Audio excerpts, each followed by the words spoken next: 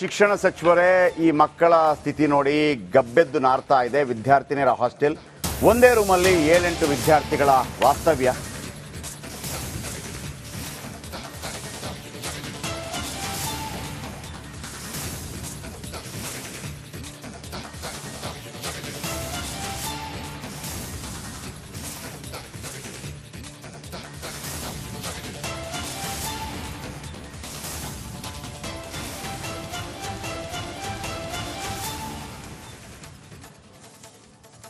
Okay, ಇದೊಂಥರ ದೇವರು ಕೊಟ್ಟರು ಪೂಜಾರಿ ಕೊಡ್ತಿಲ್ಲ ಅನ್ನೋ ಹಾಗೆ ಕೋಟಿಗಟ್ಟಲೆ ಖರ್ಚು ಮಾಡಿ ಹೈಫೈ ಆಗಿ ರೆಡಿ ಮಾಡಿದ್ದಾರೆ. ಅದ್ಯಾಕೆ ಉದ್ಘಾಟನೆ ಮಾಡೋ ಮನಸ್ಸು ಮಾತ್ರ ಯಾರು ಮಾಡ್ತಾ ಇಲ್ಲ?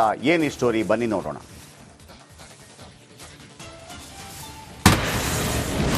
ಹೈಟೆಕ್ ಹಾಸ್ಟೆಲ್ ಇದ್ರು ಹಳೆ ಹಾಸ್ಟೆಲ್ಲೇ ಗತಿ.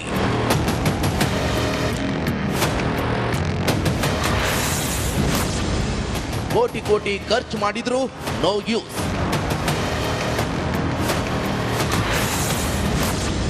ಆಡಳಿತ ಮಂಡಳಿ ವಿರುದ್ಧ ವಿದ್ಯಾರ್ಥಿನಿಯರು ಗರಂ. ಎಸ್, ಇದು ಓಬಿರಾಯನ ಕಾಲದ ಹಾಸ್ಟೆಲ್. ಸೋರುವ ಗೋಡೆ, ಕಿಟಕಿಗೆ ನೇತು ಹಾಕಿರೋ ಬಟ್ಟೆ ತುಂಡು, ಗಬ್ಬು ನಾರ್ತಿರೋ ಕಿಚನ್. ಈ ಹಾಸ್ಟೆಲ್ ನೋಡಿದ್ರೆ ಅಯ್ಯಯ್ಯಪ್ಪೋ, ಇಲ್ಲಿಂದ ಓಡ್ ಹೋಗ್ಬಿಡೋಣ ಅನ್ಸುತ್ತೆ. ಇದು ಸಿಲಿಕಾನ್ ಸಿಟಿಯ ಪ್ರತಿಷ್ಠಿತ ಮಹಾರಾಣಿ ಕ್ಲಸ್ಟರ್ ವಿವಿ ಹಾಸ್ಟೆಲ್ನ ವಿದ್ಯಾರ್ಥಿನಿಯರ ದುಸ್ಥಿತಿ. 1,000 ವಿದ್ಯಾರ್ಥಿನಿಯರ ಅನುಕೂಲಕ್ಕಾಗಿ ಕೋಟಿ ಹಣ ಖರ್ಚು ಮಾಡಿ ಪಕ್ಕದಲ್ಲೇ ಹೊಸ ಹಾಸ್ಟೆಲ್ ಕಟ್ಟಿದ್ದಾರೆ. ಆದರೆ ಕಟ್ಟಡ ಉದ್ಘಾಟನೆ ಆಗದೆ ಕಳೆದ 1.5 ವರ್ಷಗಳಿಂದ ಪಾಳು ಬಿದ್ದಿದೆ. ಇದೀಗ ಹಳೆ ಹಾಸ್ಟೆಲ್ನಲ್ಲಿ ಒಂದು ರೂಮಲ್ಲಿ 6-7 ಸ್ಟೂಡೆಂಟ್ಸ್ ಇರಬೇಕಾದ ಪರಿಸ್ಥಿತಿ ಇದೆ. ಇಷ್ಟೊಂದು ದೊಡ್ಡ ಕಟ್ಟಡ ನಿರ್ಮಾಣ ಮಾಡಿ ಕೇವಲ ಬೆಡ್, ಕಬೋರ್ಡ್ ಇಲ್ಲ ಅಂತ ಕಾರಣ ಹೇಳಬೇಡಿ. ಆದಷ್ಟು ಬೇಗ ಉಳಿದ ಮೂಲಭೂತ ಸೌಕರ್ಯ ಒದಗಿಸಿ ವಿದ್ಯಾರ್ಥಿನಿಯರಿಗೆ ಅನುಕೂಲ ಮಾಡಿಕೊಡಿ. ದೀಪ್ತಿ ತೋಳ್ಪಾಡಿ, ರಿಪಬ್ಲಿಕ್ ಕನ್ನಡ, ಬೆಂಗಳೂರು. ಓಕೆ, ಇದರ ಬಗ್ಗೆ ಇನ್ನಷ್ಟು ಹೆಚ್ಚಿನ ಮಾಹಿತಿ ಕೊಡ್ತಾರೆ ನಮ್ಮ ಪ್ರತಿನಿಧಿ ದೀಪ್ತಿ ತೋಳ್ಪಾಡಿ. ಲೈನಲ್ಲಿದ್ರೆ ತಗೊಳ್ಳಿ ಲೈನ್ಗೆ.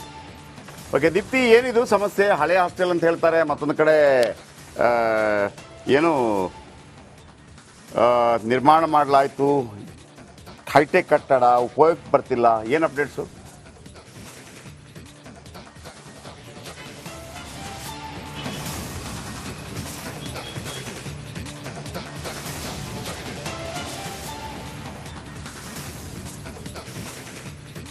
ಇದು ಮಹಾರಾಣಿ ಕಾಲೇಜು ವಿವಿ ಕ್ಲಸ್ಟರ್ ಆಗುತ್ತೆ. ಸೊ ಅಂತಹ ಒಂದು ಸಂದರ್ಭದಲ್ಲಿ ಮಹಾರಾಣಿ ಕಾಲೇಜ್ನಲ್ಲಿ ಕಾಲೇಜ್ ಎಷ್ಟು ಹಳೆದು, ಹಾಸ್ಟೆಲ್ ಕೂಡ ಅಷ್ಟೇ ಹಳೆದು.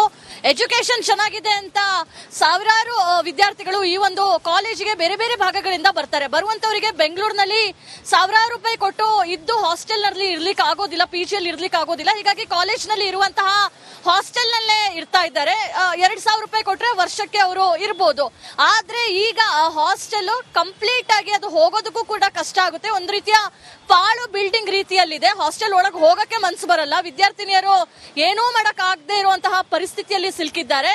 ಆಶ್ಚರ್ಯ ಏನು ಅಂತ ಹೇಳಿದ್ರೆ, ವಿದ್ಯಾರ್ಥಿನಿಯರಿಗೋಸ್ಕರನೇ ಒಂದು ಹೊಸ ಹಾಸ್ಟೆಲ್ ಅನ್ನ ಕಟ್ಟಲಾಗಿದೆ. ಇದಕ್ಕೆ ಕೇಂದ್ರ ಸರ್ಕಾರ ಹಣವನ್ನ ಕೊಟ್ಟಿದೆ. ಸುಮಾರು 29 ಕೋಟಿ ರೂಪಾಯಿ ವೆಚ್ಚದಲ್ಲಿ ಹಾಸ್ಟೆಲ್ ಅನ್ನ ನಿರ್ಮಾಣ ಮಾಡಿದ್ದಾರೆ. ಆದ್ರೆ ವಿದ್ಯಾರ್ಥಿನಿಯರಿಗೆ ಕೊಡಬೇಕಾ ಬೇಡವಾ ಅಂತ ಹೇಳಿ ಮೀನಾಮೇಷವನ್ನ ಎಣಿಸ್ತಾ ಇರುವಂತದ್ದು. ಇಲ್ಲಿ ಬಿಜೆಪಿ ಸರ್ಕಾರದ ಅಂದ್ರೆ ಹಿಂದೆ ಇದ್ದಂತಹ ಬಿಜೆಪಿ ಅವರ ತಪ್ಪಿದೆ, ಈಗ ನಡೀತಿರುವಂತಹ ಕಾಂಗ್ರೆಸ್ನ ತಪ್ಪಿದೆ. ಬಸವರಾಜ ಬೊಮ್ಮಾಯಿ ಅವರು ಸಿಎಂ ಆದಂತಹ ಸಂದರ್ಭದಲ್ಲಿ ಈ ಒಂದು ನೂತನ ಹಾಸ್ಟೆಲ್ 29 ಕೋಟಿಯಲ್ಲಿ ಏನೋ ಖರ್ಚು ಮಾಡಿ ಹಾಸ್ಟೆಲ್ ಅನ್ನ ನಿರ್ಮಾಣ ಮಾಡಿದ್ರು. ಅದಕ್ಕೆ ಇನಾಗ್ರೇಷನ್ ಅನ್ನ ಮಾಡಿದ್ರು. ಅವತ್ತೇ ಕೊಡಬೇಕಾಗಿತ್ತು, ಇನ್ನೂ ಕೂಡ ಕೊಟ್ಟಿಲ್ಲ. ಈಗ ಕಾಂಗ್ರೆಸ್ ಸರ್ಕಾರ ಬಂದಿದೆ, ಅದು ಕೂಡ ಮೀನಾಮೇಷವನ್ನ ಎಣಿಸ್ತಾ ಇರುವಂತದ್ದು. 152 ಕೊಠಡಿಗಳ ಹೈಟೆಕ್ ಹಾಸ್ಟೆಲ್. ವಿದ್ಯಾರ್ಥಿನಿಯರ ಆರಾಮಾಗಿ ಶಿಫ್ಟ್ ಮಾಡಬಹುದು. ಪಕ್ಕದಲ್ಲೇ ಹಳೆ ಹಾಸ್ಟೆಲ್ ಇದೆ, ಅದ್ರ ಪಕ್ಕದಲ್ಲೇ ಹೊಸ ಹಾಸ್ಟೆಲ್ ಇರುವಂತದ್ದು. ಅಲ್ಲಿ ಕಳಿಸಿದ್ರೆ ಮುಗೀತು. ಆದ್ರೆ ಯಾರಿಗೂ ಕೂಡ ಮನ್ಸಿಲ್ಲ, ಹೇಗೋ ಬಿದ್ದಿರ್ತಾರೆ. ಇಷ್ಟು ಮಾಡಿರೋರು ದೊಡ್ಡ ಉಪಕಾರ ಅನ್ನೋ ರೀತಿಯಲ್ಲಿ ಅವರನ್ನ ವರ್ತಿಸ್ತಾ ಇದ್ದಾರೆ. ವಿದ್ಯಾರ್ಥಿನಿಯರು ಕೂಡ ತಮ್ಮ ಕಷ್ಟಗಳನ್ನ ಹೇಳ್ಕೊಳ್ಳೋದಕ್ಕೆ ಹಿಂದೇಟನ್ನ ಹಾಕ್ತಾ ಇದ್ದಾರೆ. ಯಾಕಂದ್ರೆ ಅಗೇನ್ ಟಾರ್ಗೆಟ್ ಆಗ್ತಾರೆ. ಯಾಕೆ ಮಾಧ್ಯಮಕ್ಕೆ ಹೋಗ್ತೀರಾ, ಯಾಕೆ ರಿಪಬ್ಲಿಕ್ ಕನ್ನಡಕ್ಕೆ ಮಾತಾಡ್ತೀರಾ ಅನ್ನೋ ರೀತಿಯಲ್ಲಿ ಅವರಿಗೆ ಟ್ರೀಟ್ ಮಾಡ್ತಾರೆ. ಹೀಗಾಗಿ ವಿದ್ಯಾರ್ಥಿನಿಯರು ಏನಾದ್ರೂ ಸಮಸ್ಯೆ ಇದೆಯಾ ಅಂತ ಕೇಳಿದ್ರೆ ಏನು ಸಮಸ್ಯೆ ಇಲ್ಲ ಅಂತ ಹೇಳ್ತಾರೆ. ಆದ್ರೆ ಒಳಗಿರುವಂತಹ ಅವರ ಮನಸ್ಸಿನ ತೊಳಲಾಟವನ್ನ ನಿಜಕ್ಕೂ ಕೂಡ ಅಲ್ಲಿ ಹೋದ್ರೇನೆ ಗೊತ್ತಾಗುತ್ತೆ. JP sir, okay, thank you ನಿಮ್ಮೆಲ್ಲ ಅಪ್ಡೇಟ್ಸ್ಗೆ. ಉಷಾ ಅವರು ವಿಸಿ ಅವರು ಮಹಾರಾಣಿ ಕ್ಲಸ್ಟರ್ ವಿವಿ ಇದ್ದು. ಉಷಾ ಮೇಡಮ್ ನಮಸ್ತೆ. ನಮಸ್ತೆ ನಮಸ್ತೆ ನಮಸ್ತೆ ಹೇಳಿ ಸರ್. ಈ ಮಹಾರಾಣಿ ಕ್ಲಸ್ಟರ್ ವಿವಿ ಹಾಸ್ಟೆಲ್ ಇದೆಯಲ್ಲ, ಹೌದು. ಇದು ಹಳೆ ಶಿಥಿಲಗೊಂಡ ಹಳೆ ಕಟ್ಟಡದಲ್ಲಿ ವಿದ್ಯಾರ್ಥಿಗಳು 1.5 ವರ್ಷದ ಹಿಂದೆ ಬೊಮ್ಮಾಯಿ ಉದ್ಘಾಟನೆ ಮಾಡಿದ್ರು. ಹೌದು, ಹೊಸ ಹಾಸ್ಟೆಲ್ ಆಗಿದೆ ಸರ್ ಈಗ. ಹೌದು, ಬಟ್ ಅದನ್ನ ಬಿಟ್ಟು ಅದನ್ನ ಇನ್ನು ಅದನ್ನು ಆಗಿದೆ, ಹೊಸದಾಗಿದೆ, ಬಟ್ ಅದು ಉಪಯೋಗಕ್ಕೆ ಇನ್ನೂ ಆಗಿಲ್ಲ ಮೇಡಮ್. ಅದನ್ನ ಸರ್ ಏನಾಗಿದೆ ಅಂದ್ರೆ ಅದು ಈಗ ಹ್ಯಾಂಡ್ ಓವರ್ ಮಾಡಿ ಒಂದು 3 months ಆಗಿದೆ. ಅದು ಅಲ್ಲಿ ಬಟ್ ಅಲ್ಲಿ ಪರ್ಮನೆಂಟ್ ಎಲೆಕ್ಟ್ರಿಫಿಕೇಶನ್ ಆಗಿಲ್ಲ. ಮಕ್ಕಳನ್ನ ಶಿಫ್ಟ್ ಮಾಡ್ಸೋಣ ಅಂದ್ರೆ ಪರ್ಮನೆಂಟ್ ಎಲೆಕ್ಟ್ರಿಫಿಕೇಶನ್ ಆಗ್ಬೇಕು, ಅವರಿಂದ ಮಾಡಿಸ್ಕೊಡ್ಬೇಕು ನಮ್ಗೆ. ಮತ್ತೆ ಅಲ್ಲ, ಎಲೆಕ್ಟ್ರಿಫಿಕೇಶನ್ ಆಗದೆ ನೀವು ಹೆಂಗೆ ಹಸ್ತಾಂತರ ಅವ್ರು ತಗೋತಾರೆ ಸರ್? ಮುಂಚೆ ಇದ್ದದ್ದು ಅವ್ರು ಮಾಡಿಸ್ಕೊಡ್ತೀವಿ ಅಂತ ಹೇಳಿದ್ರು, ನಮ್ಮ ಅರ್ಲಿಯರ್ VC ಇದ್ದವರು ಅವ್ರು ತಗೊಂಡಿದ್ರು ಸರ್. ಅದನ್ನ ಅಂದ್ರೆ ವರ್ಕ್ ನಡೀತಾ ಇದೆ, ನಡೀತಾ ಇದೆ ನಿಜ. ಎಷ್ಟು ಬೇಕು ಅಲ್ಲ, ಹಂಗಲ್ಲ. ಈಗ ನೀವುಗಳು ಕೂಡ ಅದನ್ನ ಒತ್ತಡ ಹಾಕ್ಬೇಕಲ್ಲ, ಅವ್ರು ಕೊಟ್ಟಾಗನೇ ಮಾತ್ರ ತಗೋತೀವಿ ಅಂತಂದ್ರೆ ಹೆಂಗೆ ನೀವು? ಈಗ ಅವರು ಈಗ ಒಂದು ಕೇಳಿ ಮೇಡಮ್, ಸಾರಿ ನಾನು ಅದನ್ನ ಹೇಳ್ತಾ ಇಲ್ಲ. ಒಂದು ಹೊಸ ಹಾಸ್ಟೆಲ್ ಬಂದಿದೆ, ಈ ಮಕ್ಕಳು ಇಲ್ಲಿ ತನಕ ಪ್ರಾಬ್ಲಮ್ ಅಲ್ಲೇ ಫೇಸ್ ಮಾಡ್ತಾ ಇದಾರೆ, ಗಬ್ಬು ನಾರ್ತಾ ಇದೆ, ಹೊಸದ್ ಬಂದಿದೆ. ಬಂದಾಗ ಒಂದು ಅರ್ಜೆಂಟ್ ಮಾಡಿ ತಗೊಳ್ಳೋದು ಬಿಟ್ಟು ಇನ್ನೂ ಎಲೆಕ್ಟ್ರಿಫಿಕೇಶನ್ ಆಗಿಲ್ಲ, 3 ತಿಂಗಳಾಗೋಯ್ತು, ಇನ್ನೂ 4 ತಿಂಗಳು ಯಾಕೆ ಕಾಯ್ಬೇಕು? ಹಿಂಗೆ ಯಾಕೆ ವೇಸ್ಟ್ ಮಾಡ್ತೀರಿ ಟೈಮ್ ಅನ್ನ ಅಂತ ಅರ್ಥ ಆಗ್ತಿಲ್ಲ ನನಗೆ. ಸರ್ ಅಲ್ಲಿಂದ ಅವರು ಎಲೆಕ್ಟ್ರಿಫಿಕೇಶನ್ ಆದ್ಮೇಲೆ ಮತ್ತೆ ಅಲ್ಲಿ ಇದು ಫರ್ನಿಚರ್ ಅವಶ್ಯಕತೆ ಇದೆ ಸರ್. ಒಂದು ಬಂಕರ್ ಬೆಡ್ಸ್ ಬೇಕು ನಮ್ಗೆ, ಫರ್ನಿಚರ್ ಟೇಬಲ್ ಚೇರ್ಗಳಿಲ್ಲ, ಕಬೋರ್ಡ್ಸ್ ಇಲ್ಲ. ಸೊ ಇದೆಲ್ಲಾನು ಜಸ್ಟ್ ಉದ್ಘಾಟನೆ ಆದಾಗ ನೀವೇನ್ ಮಾಡ್ತಾ ಇದ್ರಿ? ಬೊಮ್ಮಾಯಿ ಅವರು ಉದ್ಘಾಟನೆ ಮಾಡಿದಾಗ ಹೇಳ್ಬೇಕಿತ್ತು ನೀವು, ಹಿಂಗೆಲ್ಲ ಅರ್ಧಂಬರ್ಧ ಉದ್ಘಾಟನೆ ಮಾಡಬೇಡಿ ಅಂತ ಹೇಳಿ. ಸರ್ ಅದು ಮುಂಚೆ ಇದ್ದವರು ಇದರಿಂದ ತಗೊಂಡಿದ್ದಾರೆ ಸರ್. ಮುಂಚೆ ಇದ್ದವರು ವೈಸ್ ಚಾನ್ಸಲರ್ ಇದ್ದವರು. ಯಾರು ಮುಂಚೆ ಇದ್ದ ವೈಸ್ ಚಾನ್ಸಲರ್? ಯಾರು ಮುಂಚೆ ಇದ್ದ ವೈಸ್ ಚಾನ್ಸಲರ್? ಮುಂಚೆ ಇದ್ದವರು ಪ್ರೊಫೆಸರ್ ಗೋಮತಿ ದೇವಿ ಅಂತ. ಪ್ರೊಫೆಸರ್ ಗೋಮತಿ ದೇವಿ ಅವರಿದ್ದಾಗ ಅದು ಹ್ಯಾಂಡ್ ಓವರ್ ಮಾಡಿ ತಗೊಂಡ್ರೆ ಮುಗ್ದೋಯ್ತಾ? ಅದು ಮಕ್ಕಳಿಗೆ ಗೋಮತಿ ದೇವಿಗ ಅಥವಾ ವಿವಿಗಳಿಗೆ ಚಾನ್ಸಲರ್ಗಳಿಗೆ ಇರೋದಾ, ಮಕ್ಕಳಿಗೆ ಇರೋದಾ? ಮಕ್ಕಳಿಗೆ ವ್ಯವಸ್ಥೆ ಇದೆ ಅಂತ ನೋಡ್ಬೇಕಲ್ವಾ ಪ್ರತಿಯೊಬ್ರು ಕೂಡ? ನೀವೆಲ್ಲ ದೊಡ್ಡವರಿದ್ದೀರಿ, ಕಲ್ತವರಿದ್ದೀರಿ, ನಾವೆಲ್ಲ ಹೇಳ್ಬೇಕಾ ನಿಮ್ಗೆಲ್ಲ? ಸರ್ ಅದು ಹ್ಯಾಂಡ್ ಓವರ್ ಮಾಡಿದ್ಮೇಲೆ ಅವರು ಮಾಡಿಸ್ಕೊಡ್ತಾ ಇದ್ದೀವಿ ಅಂತ ಹೇಳಿದ್ದಾರೆ. ಎಷ್ಟು ದಿನಗಳಲ್ಲಿ? ಹೌದೌದು, 12 ತಿಂಗಳಲ್ಲಿ ಪ್ರಸವ ಆಗುತ್ತೆ. ಹೌದು, ಈಗ ಫರ್ನಿಚರ್ ಬರ್ಬೇಕು, ಅದೆಲ್ಲ ನೆಕ್ಸ್ಟ್ ಮಂತ್ ಫಸ್ಟ್ ವೀಕ್ ಅಲ್ಲಿ ಡೆಡ್ ಲೈನ್ ಕೊಟ್ಟಿದ್ದಾರೆ, ಅವೆಲ್ಲ ಹಾಕಿಸ್ಕೊಡ್ತೀವಿ ಅಂತ. ಇವರು ಮಾಡ್ಕೊಟ್ರು ನೆಕ್ಸ್ಟ್ ಮಂತ್ ಮಾಡ್ಕೊಡ್ತಾರಂತ. ಖಂಡಿತವಾಗ್ಲೂ ಆಗುತ್ತೆ. ನಾವು ಅಷ್ಟರಲ್ಲಿ ಶಿಫ್ಟ್ ಮಾಡ್ತೀವಿ. ನನಗೆ ನೆಕ್ಸ್ಟ್ ಮಂತ್ ಅಲ್ಲಿ ಆಗುತ್ತೆ ಅಂತ ಯಾವ ಟೈಮ್ ಅಂತ ನಿಮ್ಗೆ ಅವರು ವಾಗ್ದಾನ ಕೊಟ್ಟಿದ್ರೆ ಆ ವಾಗ್ದಾನದಂಗೆ ಹೇಳ್ಬೇಕು, ಯಾಕಪ್ಪ ಆಗಿಲ್ಲ ಅಂತ ಕೇಳ್ಬೇಕು ನೀವು. ಹೌದು. ಅದಕ್ಕೆ ಈಗ ಕೇಳಿ ಅದು ಪ್ರೊಸೆಸ್ ಫಾಸ್ಟ್ ಮಾಡ್ತಿದೀವಿ ಸರ್ ನಾವೀಗ. ಈಗ ನಡೀತಾ ಇದೆ ಕೆಲಸಗಳೆಲ್ಲ ನಡೀತಾ ಇದೆ. ಇವತ್ತು ನವೆಂಬರ್ 30. ಹೌದು, ಅಟ್ಲೀಸ್ಟ್ ಜನವರಿ 1 ರೆಡಿ ಆಗಿರ್ಬೇಕು. ಈ ಸ್ಟೋರಿಯನ್ನ ಎಲ್ಲಿಂದ ಎಲ್ಲಿಗೆ ತಗೊಂಡು ಹೋಗ್ಬಿಡ್ತೀನಿ. ಆಗಿಸ್ಲಿ, ನೀವು ಸ್ವಲ್ಪ ಫಾಲೋ ಮಾಡಿ ಅದನ್ನ. Thank you madam. ಸಾರಿ ನೋಡಿ, ಇವರೆಲ್ಲ VCಗಳು, ನಾವು ಇವರ ಹತ್ರ ಎಲ್ಲ ನಮ್ಗೆ ಇಷ್ಟ ಆಗಲ್ಲ ನಿಜವಾಗ್ಲು. ಈ ತರ ಕಿತ್ತೋಗಿರೋ ಒಂದು ಹಾಸ್ಟೆಲ್, ಅದನ್ನ ಬಸವರಾಜ ಬೊಮ್ಮಾಯಿ ಬಂದು 1 ವರ್ಷದಿಂದ ಹೊಸ ಹಾಸ್ಟೆಲ್ ಉದ್ಘಾಟನೆ ಮಾಡಿದ್ರಂತೆ. ಅದು ಹಂಗೆ ಇದೆ. ಈಗ ನೋಡಿದ್ರೆ ಎಲೆಕ್ಟ್ರಿಫಿಕೇಶನ್ ಆಗಿಲ್ಲ, ಬೆಡ್ ಆಗಿಲ್ಲ, ಕಾಟ್ ಆಗಿಲ್ಲ.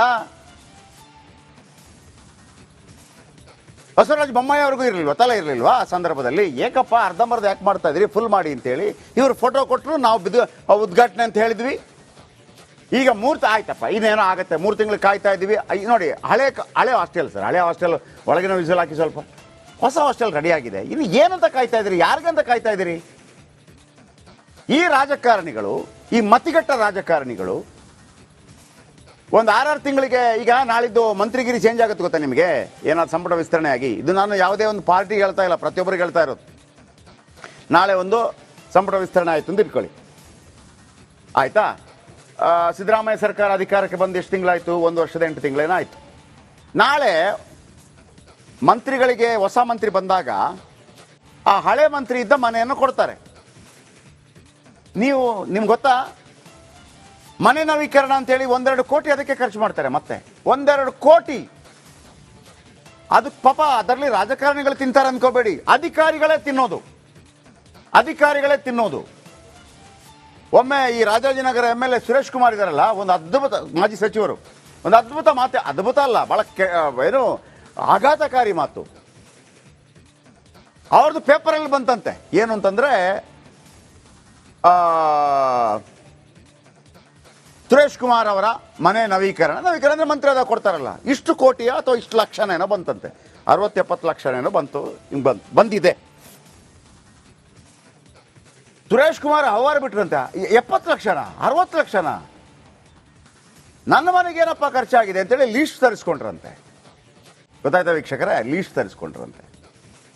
ಆಗ ನೀವೊಂದು ಗೋಡೆ ಗಡಿಯಾರ ಹಾಕ್ತೀರಿ ಗೊತ್ತಾ?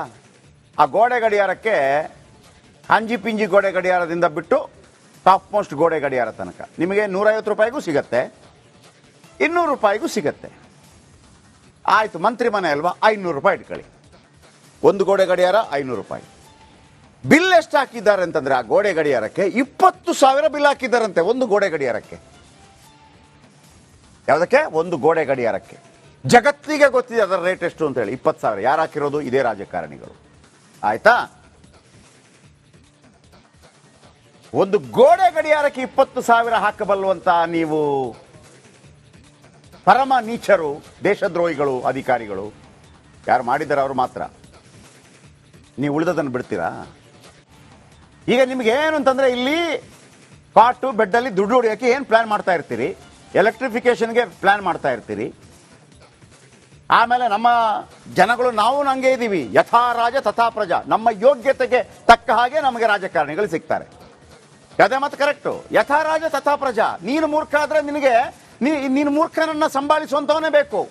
ನಾವು ಅಂಥವನ್ನೇ ಆಯ್ಕೆ ಮಾಡೋದು.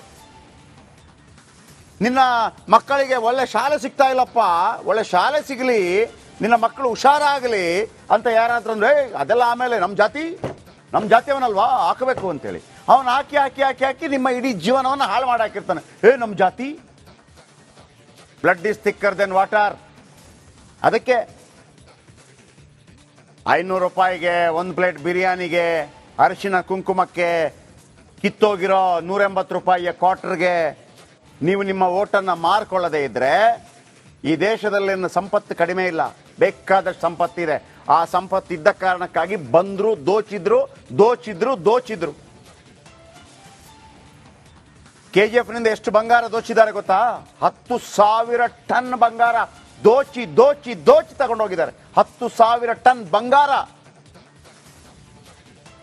ದೋಚಿ ತಗೊಂಡೋಗ್ಬೇಕಲ್ಲ.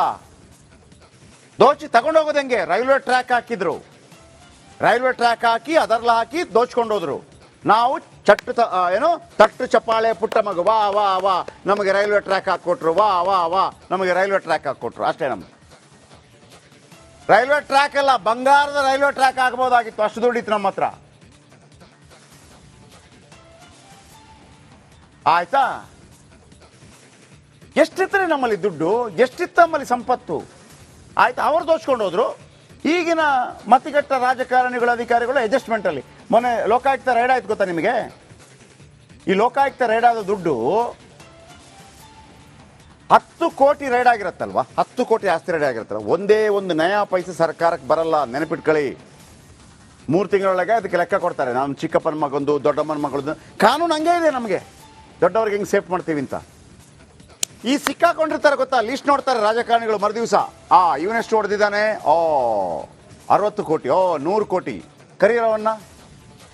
ಏನಪ್ಪ ನೀನು? ಅಧಿಕಾರಿ. ಯಾವುದರ ಅಧಿಕಾರಿ? ಇದಿದ್ದು ಮಾಡಿದ್ಯಾ ನೀನು? ನನ್ನ ಮಿನಿಸ್ಟ್ರಿಯಲ್ಲಿ ಕೆಲಸ ಮಾಡ್ತೀಯಾ? ಭ್ರಷ್ಟರಿಗೆ ಕೊಡೋ ಸರ್ಟಿಫಿಕೇಟ್ ಯಾಕೆ ಹೇಳಿ? ಅವನ್ ಕಲೆಕ್ಷನ್ ಒಳ್ಳೆ ಮಾಡ್ತಾನೆ. ಇದು